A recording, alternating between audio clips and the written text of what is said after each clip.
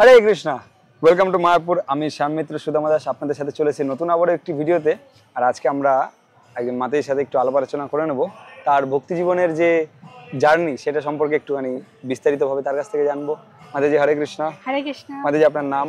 পাপিয়া সরকার। আচ্ছা, মাতাজি কোথায় থাকেন? আমি মায়াপুরে অভয়নগর থাকি। আচ্ছা, মায়াপুরে আগাগোড়া নাকি আগে অন্য কোথাও না, থাকতেন? আমি মায়াপুরে গত 3 বছর হলো থাকছি। আচ্ছা আগে আমার উত্তর 24 পরগনা বাড়ি। আচ্ছা আচ্ছা, মাতাজি কি করে এই ভক্তি জীবনের সাথে জড়িত হলেন বা কি করে এই ইসকনের সাথে আপনি জড়িত হলেন? প্রথমত ভক্তি পথে এসেছি। আমি পার্সোনাল লাইফে দুঃখ কষ্ট পেয়েছি।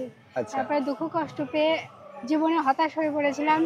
কি করব, কোথায় যাব, মানে জীবনে কোনো আনন্দ ছিল না, শুধু দুঃখ কষ্ট টেনশন।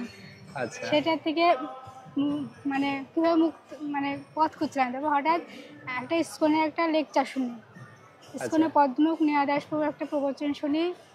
তারপরে ভক্তি বইচয় ভাগবত স্বামী মহারাজের ওনাদের প্রবচন শুনে, ওনাদের প্রবচনগুলো আমার খুব ভালো লাগে। আমি যেটা খুঁজছিলাম ওনাদের প্রবচনের মধ্যে সেই কথাগুলো উঠতেছিল। তারপর ওখান থেকে আমি শুনি আমাদের কলিযুগের যুগ ধর্ম হরিনাম সংকীর্তন করা, নাম ভগবানের নাম করলে সমস্ত সমস্যার সমাধান হয়ে যায়। তারপরে আমার ফেসবুকে আমার উজ্জয়নী একজন প্রভু, আমার শিক্ষাগুরু, ওনার সাথে পরিচয় হয়। উনি আমাকে হেল্প করেন, জপমালা দেন, গীতা দেন, প্রভুপাদের বই দেন। তারপরে উনি আমাকে শিখিয়ে দেন কীভাবে জপ করতে হবে। জপ করি, গীতা পড়ি, প্রভুপাদের বই পড়ি, লেকচার শুনি। তারপরে আমার শুনেছি মায়াপুর হচ্ছে ইসকনের মেন সেন্টার। মায়াপুরে আমার আসার খুব ইচ্ছা হয়। তারপরে কোনো ক্রমে কারোর মাধ্যমে আমার একটা বান্ধবী ছিল, ওনার মাধ্যমে মায়াপুরে আসি। আচ্ছা। আসার পরে মায়াপুর আমার খুব ভালো লাগে। তাই যখন ওকেশনটা আসতাম, আসতে আসতে আমার ইচ্ছা হলো মনে আমি ধামে থাকবো মনে ইচ্ছা এবার ধামে থাকার। তখন মহাপ্রভুর কৃপায় আমি ওই বান্ধবী আর আমরা রুম ভাড়া করে থাকলাম। তারপরে এখন মায়াপুরেই থাকা হচ্ছে। থাকতে থাকতে এখানে আস্তে আস্তে সবার সাথে পরিচয় হলো। আচ্ছা, এখন মায়াপুরে থাকতে থাকতে আপনি কি সেবা করছেন? আমি বুক ডিস্ট্রিবিউশন করি, এটা আমার প্রতিদিনের নিত্য সেবা। আচ্ছা, মানে এটা যে আপনি একদম মানে কি বলবো যে সকাল থেকে একদম আপনার এই সেবাতে থাকে নাকি কোন একটা স্পেসিফিক টাইমে? সকাল থেকে না, আমার অন্য কাজ আছে, অন্য সেবা আছে, এটা আমার এমনি। আচ্ছা, এটা যখন টাইম পাই, শনি রবিবার মোটামুটি ফুল টাইম, আর বাকি দিন যখন সময় পাই তখনই চলে আসি। তখনই বুক ডিস্ট্রিবিউশন সেবা। তো ভক্তি জীবন কেন করা উচিত সেটা আমাদের ভিউয়ার্স জন্য আপনি যদি আপনার অভিজ্ঞতা থেকে একটুখানি বলেন। ভক্তি জীবন প্রথমত করার দরকার হচ্ছে